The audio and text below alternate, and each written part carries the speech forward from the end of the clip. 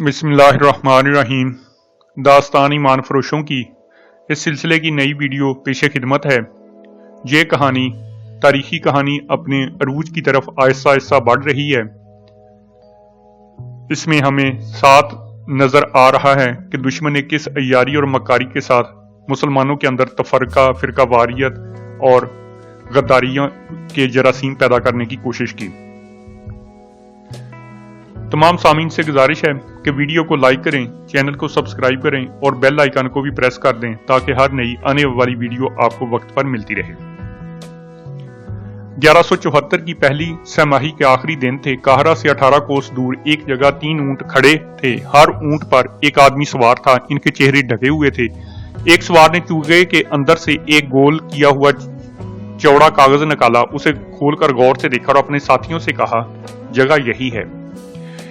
इसके इशारे पर तीनों ऊंट आगे चल पड़े। 2 टीले आमने सामने दीवारों की तरह खड़े थे। इनके दरमियान एक ऊंट गुजरने का रास्ता था। तीनों एक कतार में अंदर चले गए। अंदर की पहाड़ियों की शक्ल सूरत ऐसे थी जैसे कोई बहुत ही वसी इमारत हो जिसकी छतें गायब हो गई हों। रेत के लामहदूद समंदर में यह पहाड़ी इलाका 3-4 मीलों में फैला हुआ था। बाहर टीले और चट्टानें थी। इनके पीछे सख्त मट्टी की पहाड़ियां और इनके पीछे टूटी फूटी दीवारों की तरह पहाड़ियां थी जिनमें बाज बहुत चौड़े और गोल स्तूनों की तरह 1000 फुट बुलंदी तक गई हुई थी। सूरज गुरूब होने के बाद जब शाम अभी गहरी नहीं हुई थी, ये इलाका बहुत से भूतों की तरह नजर आया करता था। इसके अंदर जाने की किसी ने कभी जुर्रत नहीं की थी। कोई जुर्रत करता भी तो क्यों करता। अंदर जाने की किसी को कभी जरूरत ही नहीं पड़ी थी। सहरा के मुसाफिरों की जरूरत सिर्फ पानी हुआ करती थी।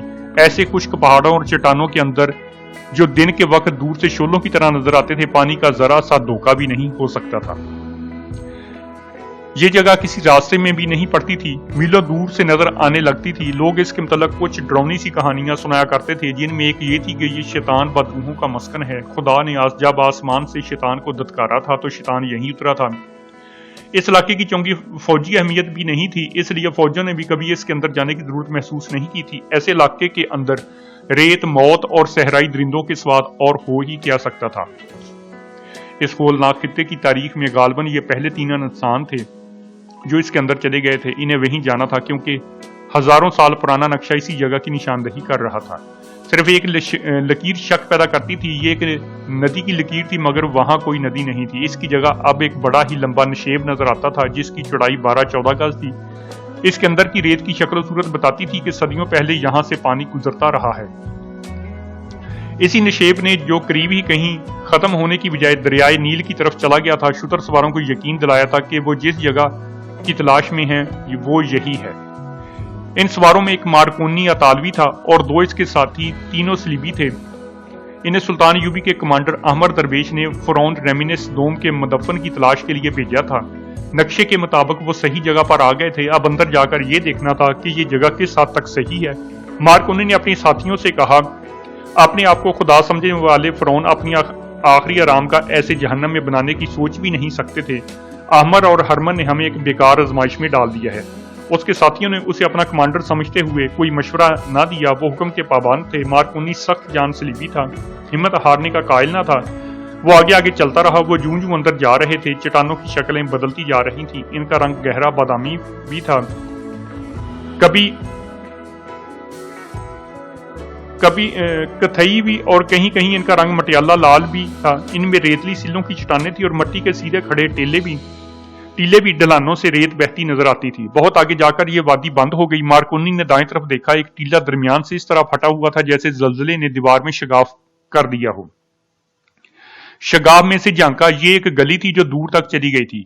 ऊंट का गुजरना मुश्किल नजर आता था। मारकोनी ने अपना ऊंट शगाफ की गली में दाखिल कर दिया। इसके घुटने दोनों तरफ टीलों के दरमियान से लगते थे। उसने टांगे समेटकर ऊंट की कुहान पर रख दी। पिछले सवारों ने भी ऐसा ही किया। ऊंटों के पहलू दाएं बाएं लगते थे तो मट्टी नीचे गिरती थी। टीला 2 हिस्सों में कटकर दूर ऊपर तक चला गया था।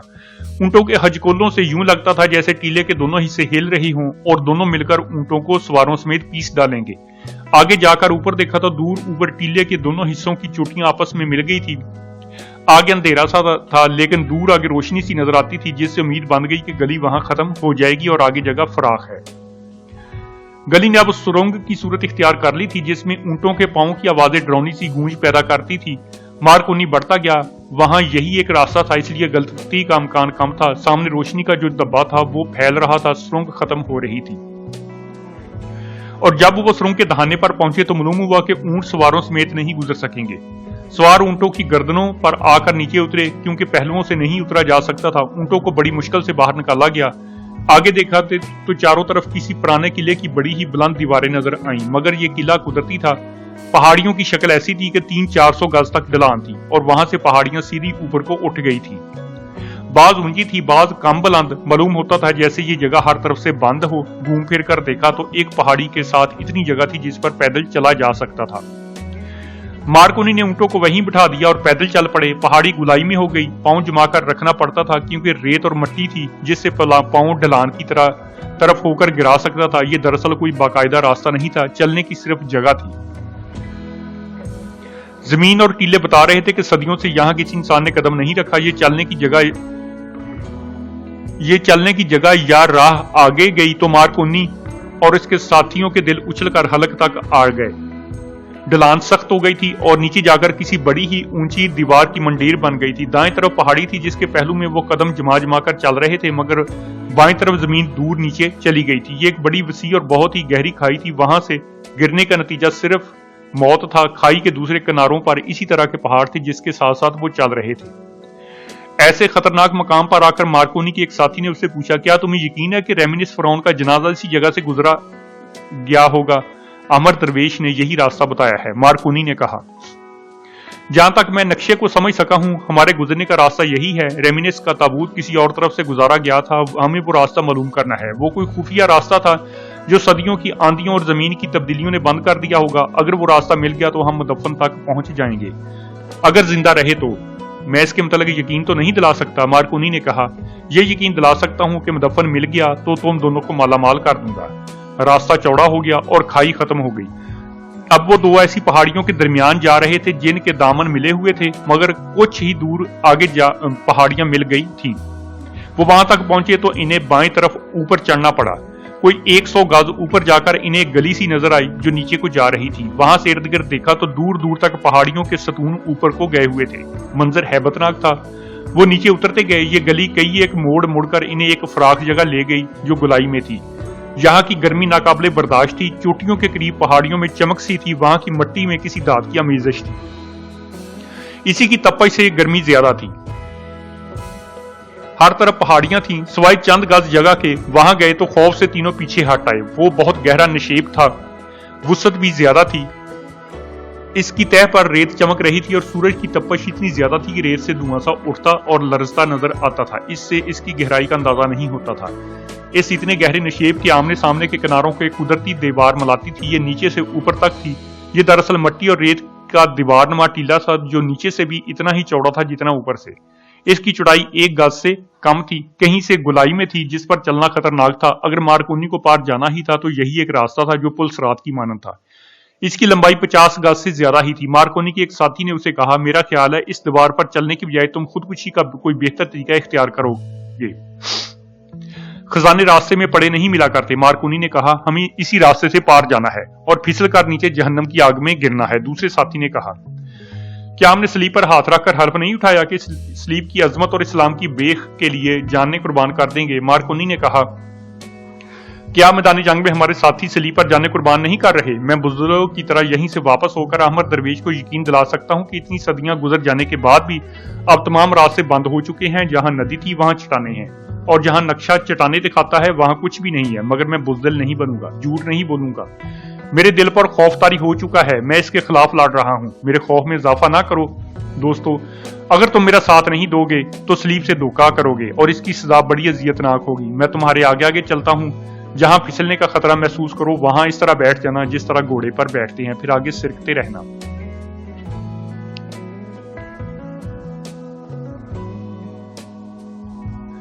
یہ مطالبہ کہ وہ ایک رقاصہ کو اپنے ساتھ رکھے گا کوئی عجیب یا غیر معمولی مطالبہ نہ تھا۔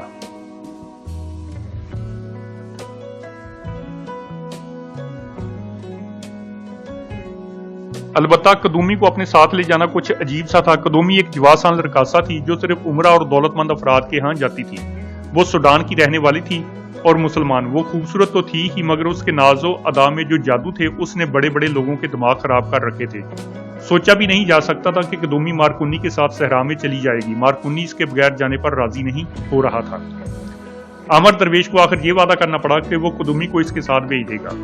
اسی روز 50 آدمیوں کی تلاش شروع ہو گئی۔ قاہرہ میں صلیبی جاسوسوں اور تخریب کاروں کی کمی نہیں تھی۔ مارکونی زیادہ تر آدمی انہی میں سے اپنے ساتھ لے جانا چاہتا تھا کیونکہ وہ اس کے اعتماد کے آدمی تھے۔ احمد بھی اسی گروہ سے آدمیوں کا انتخاب کرنا چاہتا تھا۔ سلطان ایوبی کے اس جرنیل نے اپنا ایک تخریب کار گروہ تیار کر رکھا تھا۔ یہ سب مسلمان تھے، ان کے اغراض و مقاصد صلیبیوں والے تھے۔ احمد درویش نے اپنا ایمان نیلام کر کے ان چند ایک مسلمانوں کو بھی ایمان فروش بنا دیا تھا۔ یہ سب صلاح الدین ایوبی کے دشمن بن گئے تھے اور ان کا اٹھنا بیٹھنا حسن بن صبا کے فدائیوں کے ساتھ شروع ہو گیا تھا۔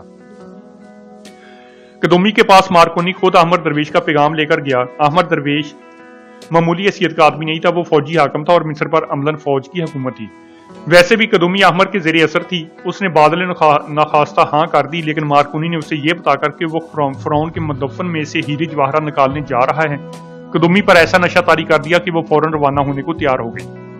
مارکونی منجا ہوا چالاک اور ہوشیار آدمی تھا۔ اس نے قدومی کو ملکہ کلوپترا بنا دیا۔ قدومی ایک رقاصہ تھی جس کے کوئی جذبات نہیں تھے۔ اسے اپنے جسم، اپنے حسن، اپنے فن اور زر و جواہرات سے پیار تھا۔